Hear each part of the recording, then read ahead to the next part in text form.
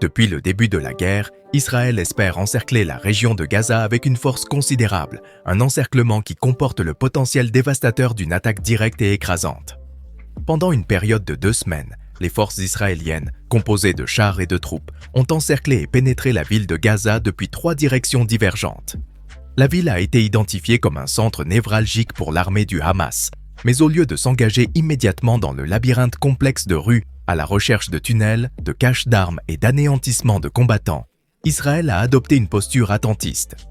En parallèle, des précautions ont été prises pour protéger les soldats, déplacer un grand nombre de véhicules blindés et un contingent de troupes vers le nord de Gaza, créant ainsi un vaste camp militaire, visité par mon collègue Ronen Bergman. Sur la côte de Gaza, parallèlement au contrôle territorial, les forces défensives israéliennes ont mené des opérations dans le nord du territoire de Gaza dans le but de détecter des mines, des tunnels et des éléments militants. Cette action marquait la préparation d'Israël à un conflit long et ardu. Durant cette période, Israël s'est également consacré à affaiblir les capacités du Hamas. Avant que leurs troupes n'entrent dans la ville de Gaza, les forces israéliennes ont poursuivi leurs attaques, démolissant une grande partie des bâtiments pouvant servir d'abri ou de point d'embuscade au Hamas. Alex Plzas de l'Atlantic Council a commenté cette approche. Nous appelons cela une opération de modelage. Nous frapperons des infrastructures, des armes et des cibles militaires depuis les airs, réduisant ainsi les risques pour nos troupes terrestres. En retardant l'invasion, Israël a également donné le temps au blocus des ressources d'entrer en vigueur. Simultanément, Israël a permis de réduire les approvisionnements en nourriture, en carburant et en eau, tant pour les combattants que pour les civils. La disponibilité de nourriture et d'eau potable est pratiquement inexistante. Dans la ville de Gaza, forçant les gens font des descentes dans les boulangeries à la recherche des dernières réserves de farine. Les experts préviennent que le blocus obligera le Hamas à épuiser les réserves qu'il a stockées sous terre depuis des années. Alors que ces événements se poursuivent, les tensions avec la Syrie ont atteint leur paroxysme.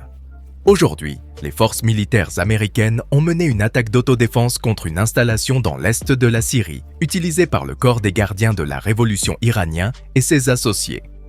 L'annonce de l'action défensive menée par 2 avions F-15 contre un dépôt d'armes a été faite par Lloyd J. Austin, le secrétaire à la Défense.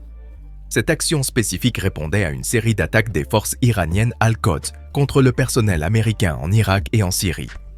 Il a souligné la pleine préparation des États-Unis à protéger leurs citoyens ainsi que leurs installations, appelant à éviter une escalade du conflit. Le contexte élargi de ces attaques révèle la menace persistante qui pèse sur les bases américaines en Irak et en Syrie. Le responsable de la défense a mentionné que ces attaques ont été menées par les gardiens de la révolution et des milices liées à l'Iran. L'efficacité des mesures défensives contre les attaques de drones a été soulignée, mais la prudence a également été exprimée quant à la possibilité d'une escalade ou d'un contournement de ces défenses. En réponse, les bases ont été renforcées avec davantage de batteries Patriot et les patrouilles aériennes de contre-attaque défensive ont été intensifiées. En outre, l'intention de poursuivre les missions contre l'EI en Irak et en Syrie par du personnel américain a été soulignée.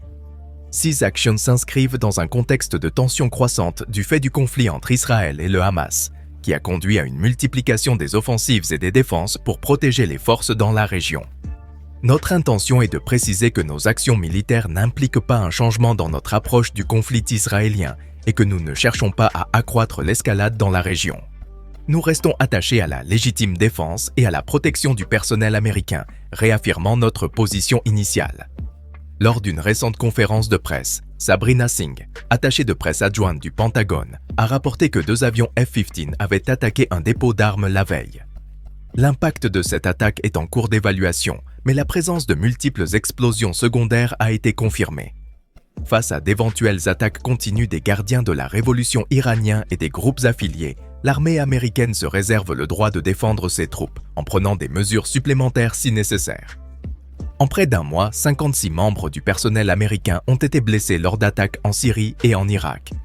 6 blessures allaient de traumatismes crâniens à des blessures mineures. Le responsable a souligné que tous ont été soignés et remis en service. Outre les attaques susmentionnées, une attaque simultanée a eu lieu. Des chars des forces de défense israéliennes ont attaqué des structures temporaires de l'armée syrienne dans la zone démilitarisée du plateau du Golan.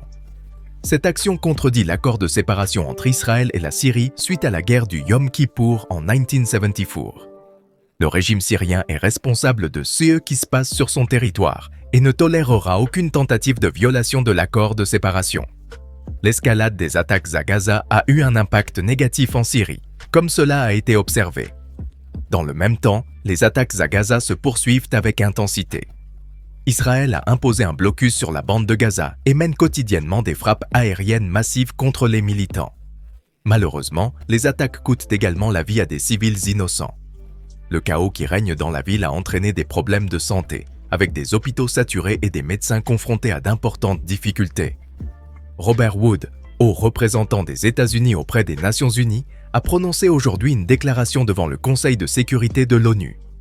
Dans son discours, il a souligné l'engagement des États-Unis à fournir du carburant aux hôpitaux de Gaza, reconnaissant le besoin urgent de cette ressource. Il a souligné les efforts inlassables visant à établir des mécanismes permettant d'assurer la livraison de carburant à ces centres médicaux et de répondre à d'autres besoins urgents dans le sud. Cependant, il a également exprimé les inquiétudes partagées par Israël concernant le stockage et le détournement de carburant dans le nord de Gaza, jugeant cette situation inacceptable et appelant à une condamnation unanime. Bien que des centaines de camions humanitaires soient entrés à Gaza depuis le début du conflit l'année dernière, aucun carburant n'a été autorisé à être transporté, en raison des inquiétudes israéliennes quant à son éventuelle utilisation par le Hamas pour la fabrication de roquettes. Le Croissant Rouge palestinien a averti sur les réseaux sociaux que l'hôpital Al-Quds, dans le nord de Gaza, risquait d'être fermé en raison d'un manque de carburant et d'assistance.